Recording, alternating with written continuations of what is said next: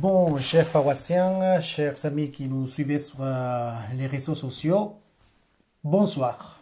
Bon, cette salutation est devenue célèbre et je tiens d'abord à remercier à toutes les personnes qui nous sont contactées par téléphone ou par texto pour nous remercier de cette initiative de vous donner ce petit enseignement avant de partir vous coucher, que c'est tout à fait une petite réflexion pour ces temps qui nous troublent actuellement. Et je voulais surtout vous dire une réflexion que je me suis faite en ces jours-ci. Il y a un tas de personnes qui sont en train de souffrir actuellement à cause de cette crise sanitaire, le coronavirus.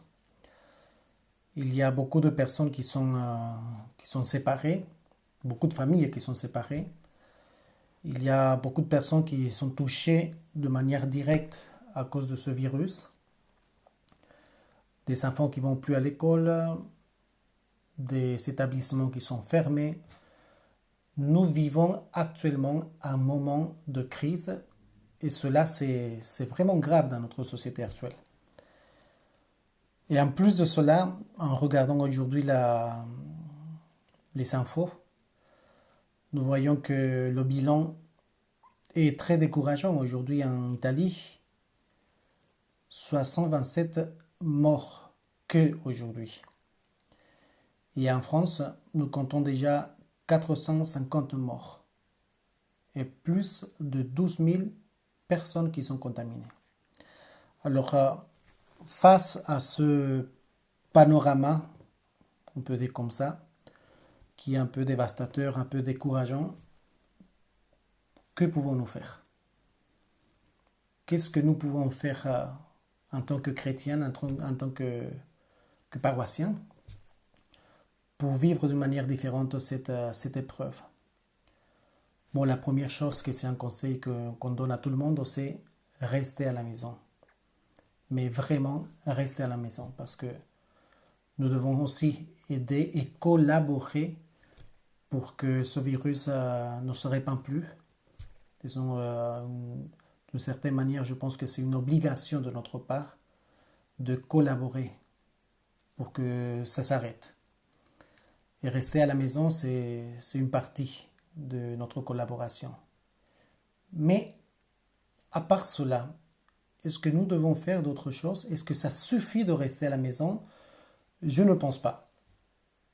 Je pense que nous devons regarder les choses de manière aussi différente et de acquérir des vertus qui soient nécessaires pour vivre ce moment d'épreuve. Je pense que c'est le moment d'être aussi généreux et de s'entraider les uns les autres. Rester à la maison, bien sûr, mais aussi vous pouvez faire un tas de choses pour vous aider en famille. Contacter les personnes qui sont seules à la maison. Qu'ici, dans notre paroisse, il y a beaucoup de personnes qui sont seules et je ne sais pas si on a fait l'effort de les contacter et de savoir s'ils vont bien. Contactez vos proches. Essayez d'être généreux dans les services que vous pouvez rendre à la maison. Essayez aussi d'avoir d'une certaine manière une proximité avec la paroisse comme vous le faites à travers les réseaux sociaux, mais une proximité avec Dieu en appréciant l'instant présent. Vous voyez, tout ce que nous sommes en train de vivre actuellement nous aide à comprendre beaucoup de choses que peut-être nous avons laissées du côté. Parce que c'est lorsque nous sommes dans le bonheur, quand tout se passe bien, que parfois on a du mal à apprécier l'instant présent et apprécier ce que nous avons vraiment à côté de nous. Alors le même fait d'être confiné, de plus bouger ou de limiter nos déplacements, ça nous pose une question de comprendre, d'apprécier aussi notre liberté, nos activités, notre travail, l'église, la paroisse. Combien de personnes, je ne peux pas vous dire le nombre de personnes qui m'ont contacté par téléphone ou par message pour me dire comment ils sont découragés de ne plus avoir accès à la communion, de ne plus venir à la messe ou participer aux activités de la paroisse. c'est lorsqu'on perd quelque chose qu'on finit pour les apprécier. Et je pense que nous devons apprendre dans ce moment d'épreuve à apprécier chaque chose que nous avons et à vivre notre vie de foi de manière différente dans ces moments d'épreuve. Une troisième chose que je voulais vous dire avec ce petit enseignement, que je vais essayer d'être plus court encore, c'est que nous devons vivre autrement aussi notre foi dans l'espérance. Parce que c'est vrai que ça touche à tout le monde. C'est vrai que cette crise sanitaire a touché à tellement de personnes et à nous-mêmes, à toute la planète. Mais en même temps, un chrétien a l'obligation d'avoir une vision surnaturelle et de laisser toute sa confiance en Dieu. On ne peut pas faire autrement. On ne peut pas se décourager à cause de cela. Bien au contraire, nous devons encore davantage nous accrocher au Seigneur et vivre notre foi, bien sûr, de manière différente. Et pour cela, je pense que l'espérance, c'est une vertu qui peut nous aider beaucoup dans la situation actuelle. Alors je prends un texte du cardinal Sarah dans son livre Le soir approche et déjà le jour baisse, que je fais de la publicité maintenant. C'est parce que je trouve que le texte qui parle de l'espérance est assez touchant et assez actuel. Il dit « Il faut que se lèvent des hommes et des femmes qui ont le courage et l'énergie spirituelle de parler et d'agir, semant ainsi autour d'eux de graines de bon sens, de vérité, d'amour et de paix. Oui, l'espérance est un dur combat. Le catéchisme de l'Église catholique nous dit quelle est la vertu théologale par laquelle nous désirons comme notre bonheur le royaume des cieux et la vie éternelle, en mettant notre confiance dans les promesses du Christ et en prenant appui non sur nos propres forces, mais sur le secours de la grâce du Saint-Esprit. Cette vertu a fermé notre confiance.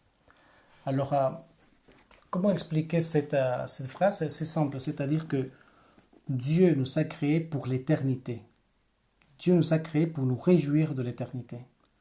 Et notre vie sur cette terre, ce n'est qu'un passage. Alors, ce contexte actuel, le bonheur comme le malheur, doit nous faire comprendre que nous sommes tout simplement un passage vers la vie éternelle. Lorsqu'on perd la transcendance, c'est-à-dire notre vision du surnaturel, c'est en ce moment-là où on perd l'espérance, où on met simplement notre espérance dans ce qui est terrestre. Et les effets d'une vie qui est simplement mondaine et terrestre, nous le voyons maintenant, dans la situation actuelle. Quels sont les effets d'une vie qui n'est pas accrochée dans l'espérance chrétienne? Le désespoir, le découragement. Aller à droite, à gauche, désespéré pour cette situation et puis un peu se décourager. Penser à nous-mêmes, l'égoïsme. Je ne sais pas si vous avez eu l'occasion d'aller faire vos courses avant le confinement, mais moi j'ai une drôle d'expérience, mais je suis passé quelques jours avant le confinement.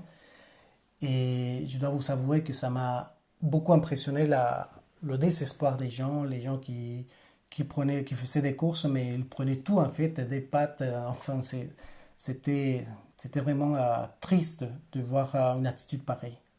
Chacun pense à soi.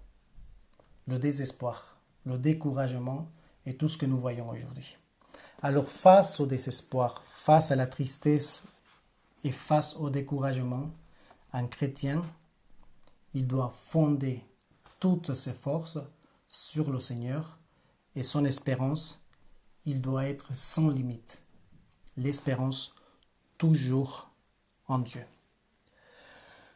La tentation existe toujours de réduire le christianisme à une sagesse purement humaine, comme si le christianisme était quelque chose de social, quelque chose qui nous donne certaines vertus humaines ou chrétiennes. Mais non, ce qui nous donne de manière véritable notre foi, c'est de connaître Jésus davantage, connaître le Christ. Alors, je m'arrête là pour ce bonsoir tout simplement, je veux terminer de manière positive. C'est-à-dire que profitez-en. Même si c'est un temps difficile et c'est pas drôle d'être confiné, mais profitez de votre vie de famille. Prenez du temps et vraiment du temps pour passer avec votre femme, votre mari, vos enfants, les personnes qui sont chères, qui sont avec vous. Prenez le temps d'apprécier le temps présent et tout ce que vous avez autour de vous. Faites en sorte que ce temps de confinement ce soit aussi une sorte de retraite spirituelle pour réfléchir et apprécier ce que vous avez. Le temps de carême, c'est un temps qui est toujours d'austérité, en quelque sorte, de prière pour méditer à la passion du Christ.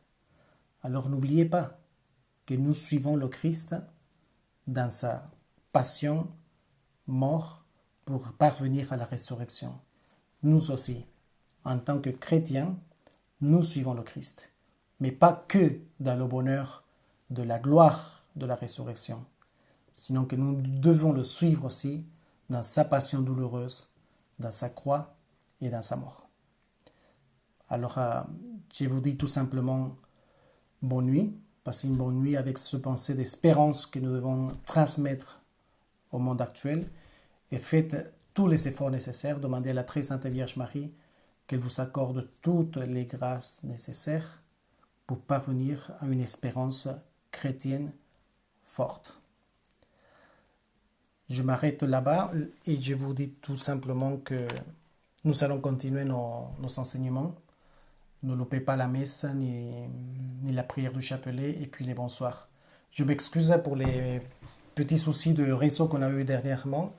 On essaie de s'améliorer, mais tout simplement, merci. C'est notre manière de vous transmettre, d'être proche de vous. Et continuons à prier les uns pour les autres.